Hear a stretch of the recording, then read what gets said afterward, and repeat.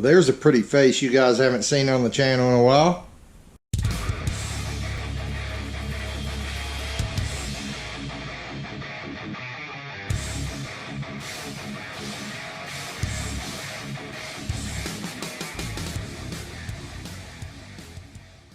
All right, welcome back. So today we're going to talk about something that we haven't talked about in almost a year. That something would be the Chinavette. Why you haven't seen it, what's been going on with it, and what we're going to do about it.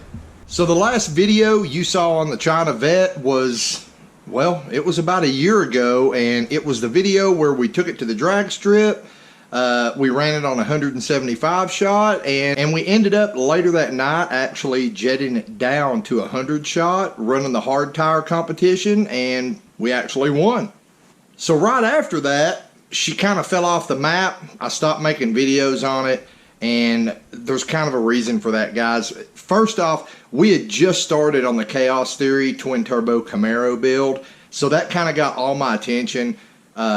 Most of you guys know I work a lot of hours. What little time I have, the honest to God truth is it's hard for me to keep up with building one car, let alone two. So we kind of pushed the Chinavette to the side. Tracy's just been driving it to work, or was driving it to work there for a while, and I decided to just focus more on Chaos Theory and getting it together and, you know, playing with it.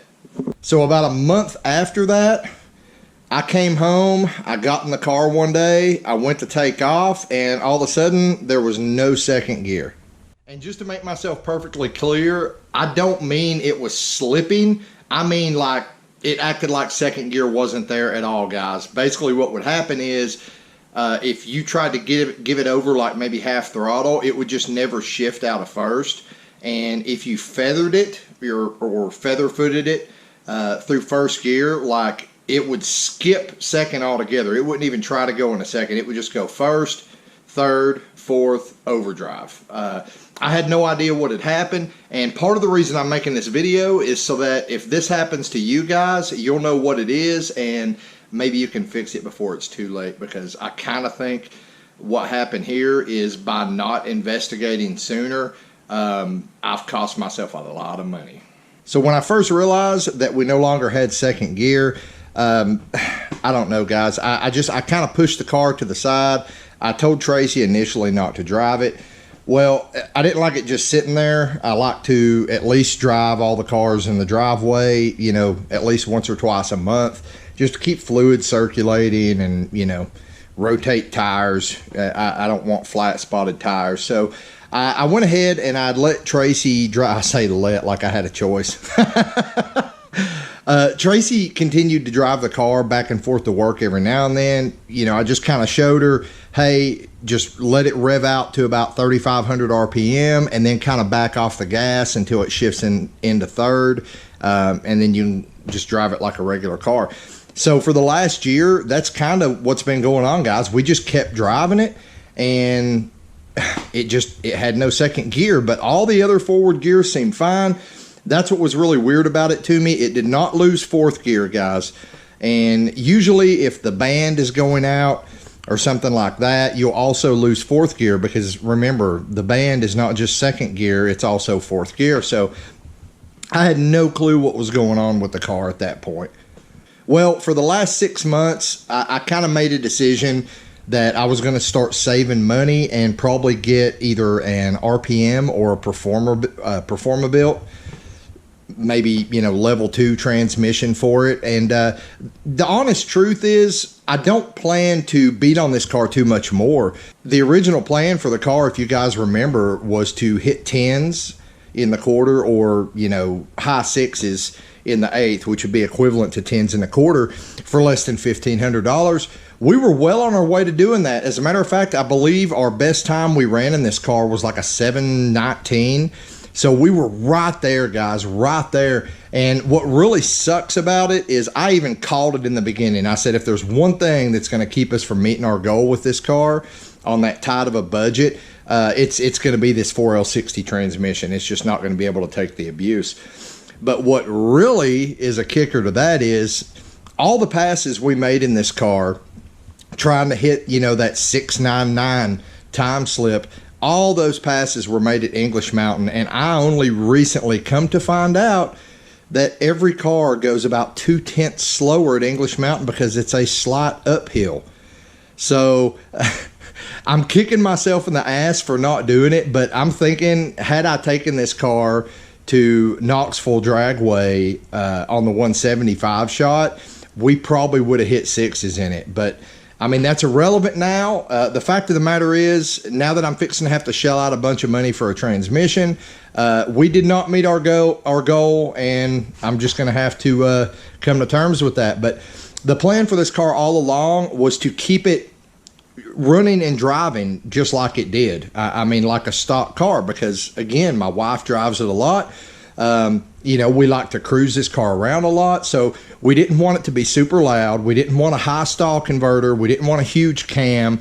So I was convinced, and I still am, that if it wasn't for the transmission, this thing would easily run 10s just with bolt-ons and a little nitrous, which is what we had on it. And I'm fully confident that once we get the transmission fixed, I'm going to take it to Knoxville, and it's probably going to click off a high 6 on its first pass at Knoxville. But the point is, guys, what was wrong with this car initially a year ago when it lost second gear?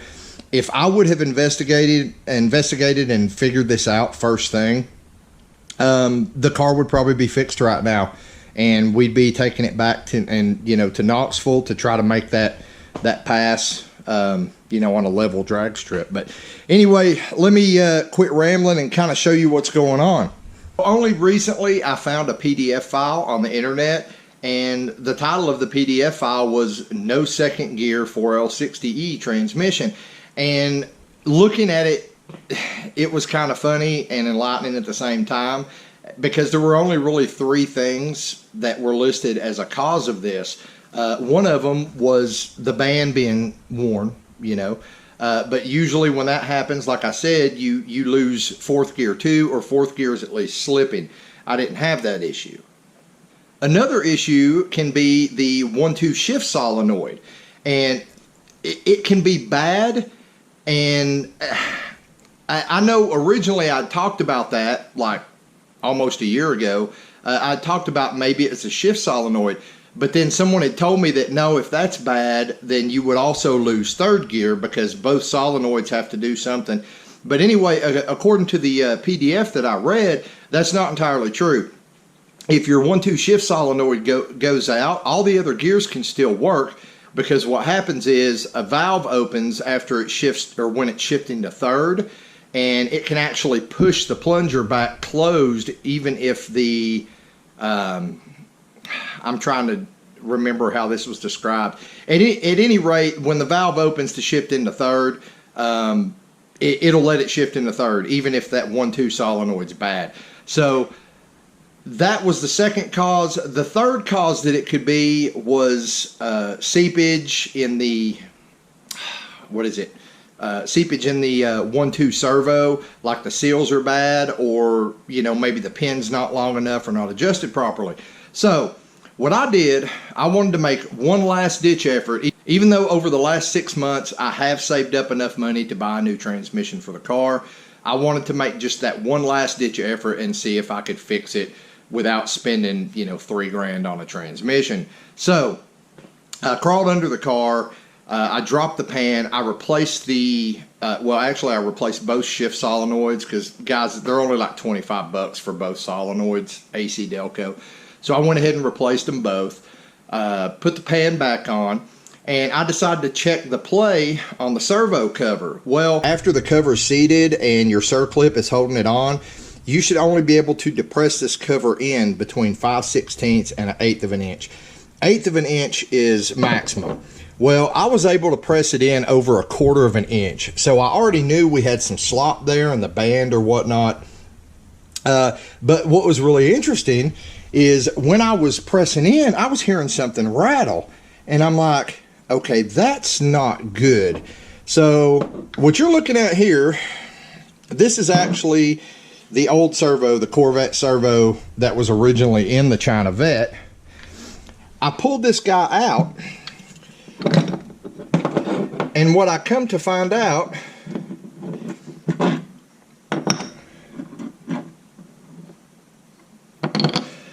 once I got the cover off, this all just fell apart. Yeah, so this was all in pieces, guys. So this is the way, this is your second gear servo right here. This is your fourth gear apply here. This is your second gear servo right here. And the first thing is, see how I can spin this in here? There's like not a lot of tension on this at all. There should be more than that. But what had happened was, apparently, this little circlip here is wore out.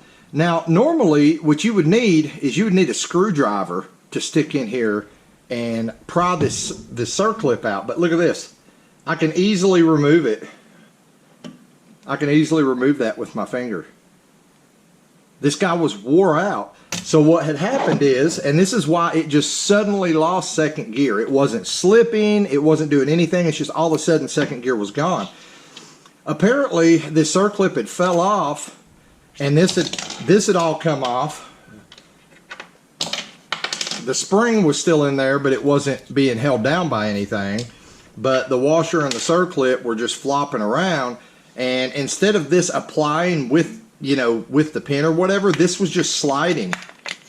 So obviously it was going to be leaking hydraulic pressure and everything. So when I saw that, I was like, holy crap, that's all that's wrong with it? Well, my buddy Zane had actually sent me a whole new Corvette servo, and I was planning to put it in my Avalanche. But what I did for the time being is I put all this back together, and I robbed the circlip off of the new servo assembly, and I put it all back in the car. And I'm going to play you a little clip of what happened when I took the car down the road. Don't pay any attention to the dash mat there. I actually just throw it on there because we parked this thing out in the sun. So I just put it on there to protect the dash. But when we're driving it, I usually just take it off and throw it in the back. I think they're goofy myself.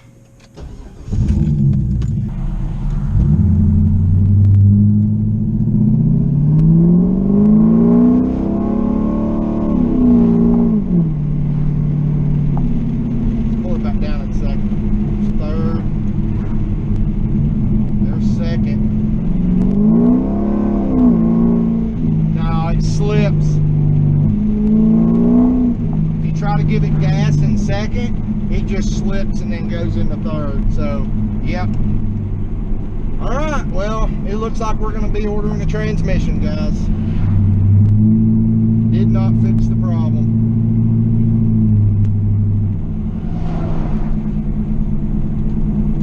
So what it was doing before is it wouldn't even try to go into second. It would just skip second and go straight to third. Now it's going into second, but second slips when it goes in there. So I don't know, but it's definitely looking like we're going to be ordering a transmission this week. So as you could see from our clip, we had second gear back, but not all the way. So it was once again shifting into second finally, which it has not done in a year. Like, it has just completely ignored second gear, probably because my servo was in pieces. And so now I've got second gear, but it doesn't want to stay in second gear, and it really doesn't want to hold in second gear. So I started thinking again, and I was like, okay, well, the shift kit that I had, it actually came with some metal spacers that allow you to not space the cover out, but it goes between the cover and this guy, and it basically pushes the whole assembly in deeper, so it kind of acts like a longer pin, so it can apply the second, fourth gear band, you know, a little harder. So at that point, I thought maybe I need to space it out, and also I was thinking maybe where all these parts were loose. You know, you can see, I don't know if you can see on camera, but this is beat up really bad inside. As a matter of fact, these are going in the trash. And when you put this guy on here, I mean, it's all kinds of sloppy loose. Well, it goes this way, but it's all kinds of sloppy loose. So in my head, I was thinking, all right, so where we drove it like that so long, it has beat the hell out of this pin, and it has beat the hell out of the guts in here, and beat the hell out of the guts in this, and there's just so much slop here I'm probably getting a lot of hydraulic loss or a lot of hydraulic fluid. You know, it's not able to apply everything. So I made the decision to go ahead and put the brand new servo that Zane had sent me for the Avalanche. I was going to go ahead and put that in the Corvette, and that's what I did, guys. So I crawled under there. I used both of the spacers that came in the Transgo shift kit to space this in deeper, since I didn't have a longer pin. And I put it in there, and I went and drove the car, hoping for the best.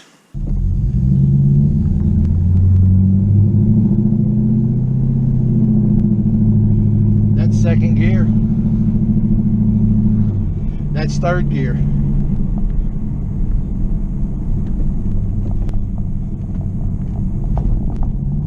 Let's just take it easy a little bit and see what it does. Because that's a brand new servo in there. I don't really know how it's going to act.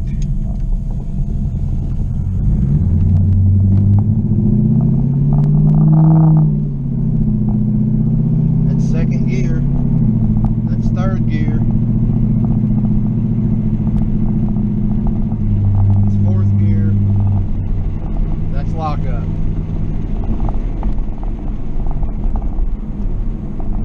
That felt like a flared second gear shift to me though, guys. So if it's flaring at part throttle, I damn sure don't think it's going to make the second gear upshift at full throttle. We'll try it at half throttle about and see what it does.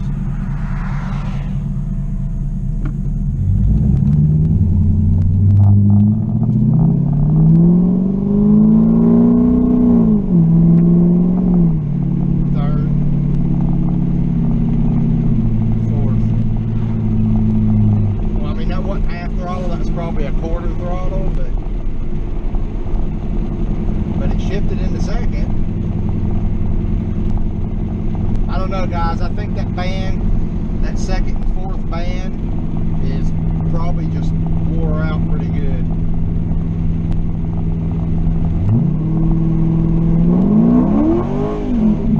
Yeah, see, that should have downshifted to second, but instead it tried to go all the way down to first just then.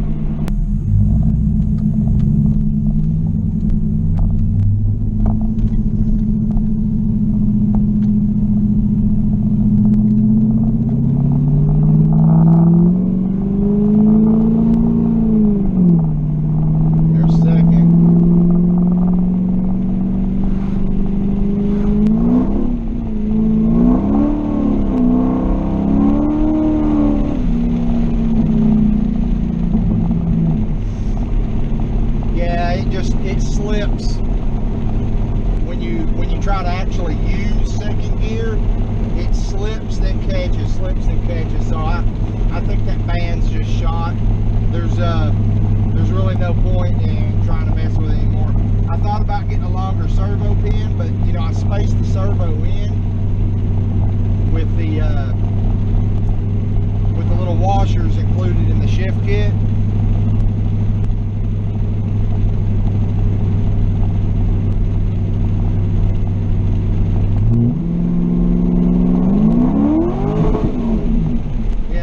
Guys, it won't downshift the second. It tries to go all the way to first.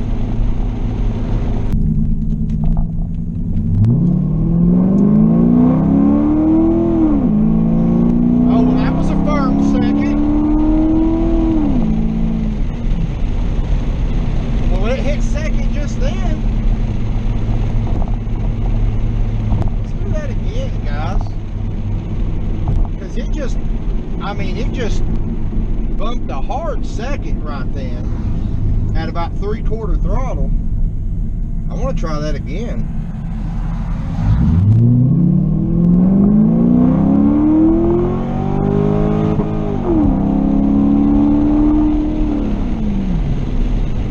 Okay, well, it's hitting second for sure. Huh. I don't know. I don't trust it. I mean, it's hitting second, but I don't trust it.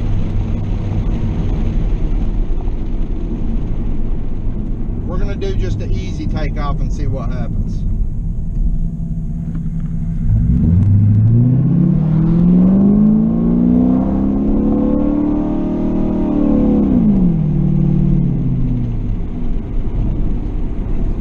It hits second better at 3/4 throttle than it does at half throttle.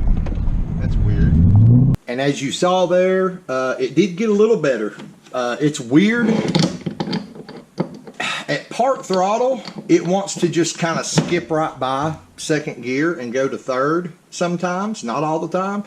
At about 3/4 throttle, it's banging the hell out of second gear. I mean, it actually chirped the tires at one point, but at full throttle, it will not even try to shift into second. It'll just bounce off the rev limiter now. So here's what I think's going on, guys, and why I wanted to explain all this to you.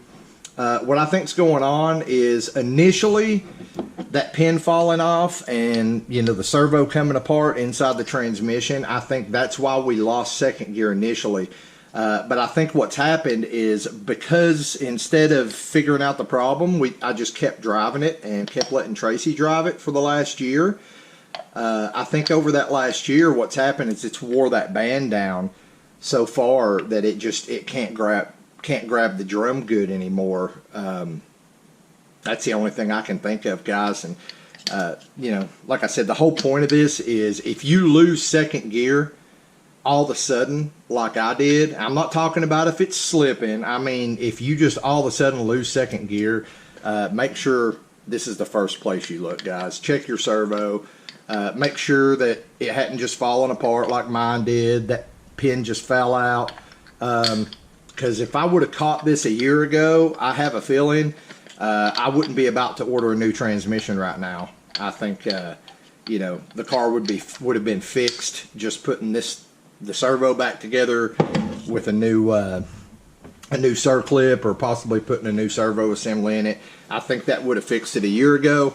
I let it go on too long, and now it's too late. So, and I do want to say I have kicked around the idea of rebuilding it myself. I have also kicked around the idea of letting someone local do it for me. You know, mainly so I don't have to fool with dropping the transmission, because it is a pain in the ass on these cars. The transmission's in the back. If you guys don't know, you have to drop the whole rear cradle, suspension, everything. So I kicked around all those ideas, and in the end, I just came to the conclusion that the best thing for me to do, since I've already saved up the money, is to just go ahead and spend the money on a good transmission that's built by people that I know what they're doing. And two companies that are pretty famous for making these 4L60s hold a ton of power is RPM and Performabuilt. So I'm kind of going back and forth right now, trying to figure out which one I want to go with, but I'm really leaning towards Performabuilt for a bunch of reasons that I really don't want to talk about right now. But so that's it, guys. That's kind of what's on the table. The Chinavette is going to get a new transmission. It's probably going to be a few weeks. Like I said, I've got to make my decision on exactly which one I'm going to go with for sure. And there's a lot of factors coming into that. Shipping cost, you know, depending on which one's closer to me. Overall build quality for the price. There's actually a pretty big price difference between the two for each level of transmission build, if that makes sense. And I really need to talk to them and make sure that the level I get is the level I want, because again, this car is not going to be getting beat on it all the time like CC is. I mean, CC's our track car now. This car is primarily going to be for the wife, so we want to keep it nice and docile for her, but we still want it to be a beast at the track, which is why we did the nitrous with it. So I don't want a transmission that's just going to beat the shit out of her and kick the ass end out on every shift. That's not what we're looking for at all. But I'm pretty satisfied that, you know, we're going to make a good decision. We're going to get the right transmission for the job. We're going to get it put in, and all you guys who've been asking me for so long, hey, where's China at? Where's the Chinavette? Why aren't you making videos with the Chinavette? You guys are going to be happy again. We are still going to take it to the track, guys. As a matter of fact, this is probably going to be our hard tire car. Like I said in the beginning of the video, we actually won the first hard tire class races up at English Mountain that they held, or actually it was the second one. And I think this car can still compete. The really good thing is now that we know, you know, the whole $1,500 budget thing is out the window, that kind of frees me up to do some stuff to improve on it even more, like a progressive controller for the nitrous. That'll be easier on the engine. It'll let us run a bigger shot, you know, leave a little easier. That was an issue we had when we were on hard tires, is getting it to hook up even on a 100 shot. It wanted to set the tires on fire. So yeah, guys, that's the plan for the Chinavette. Chinavette getting a new transmission real soon. It's going to be the wife's daily, and it's also going to be my hard tire car. You know, maybe when CC's down for repairs or whatever, but I still want to race, we'll have this girl so we can still have fun, still make plenty of content. Unfortunately, she is going to be out of commission for at least another few weeks. So we've actually got a whole bunch of boxes of parts here. We've got parts from Aeromotive, from Radium, from TCI. That's actually our full manual reverse valve body. We've got some parts from Max Speeding Rods, and all these parts need to get put on the Chaos Theory Camaro in really short order. So what we're going to do is tomorrow we're going to go ahead and move this girl back out into the driveway. We're going to get CC back in here, and we're going to start doing some install videos on some of these parts, guys. I'm real excited about some of them. Some of them are some parts you guys might not know about. Some of them are actually parts we've used before, stuff we used on the DR Nova. So I'm looking forward to getting these on, getting some more videos for you guys, and that's pretty much it. So I'll see you in the next video when we start installing some of these new goodies on CC. Until then, get out in the garage, get something done, and I'll see you next time here on Bad Luck Garage. We got lots of goodies, lots of goodies.